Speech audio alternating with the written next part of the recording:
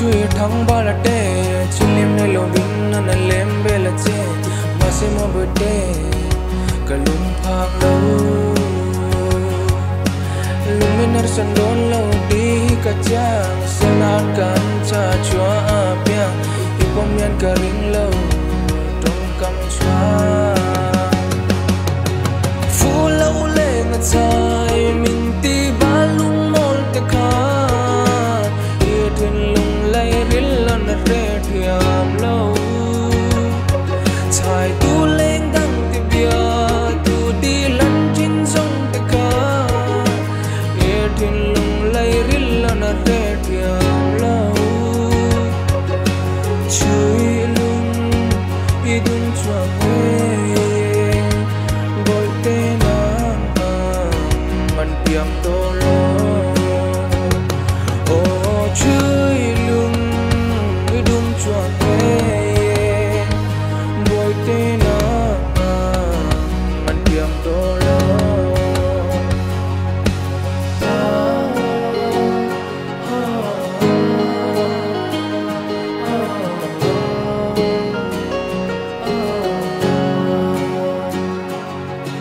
ching mi dui I bianga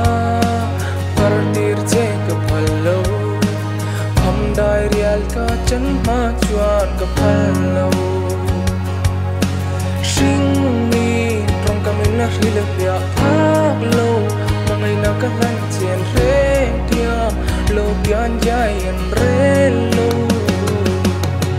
fu lo le na chai min ti ba lung mol te kha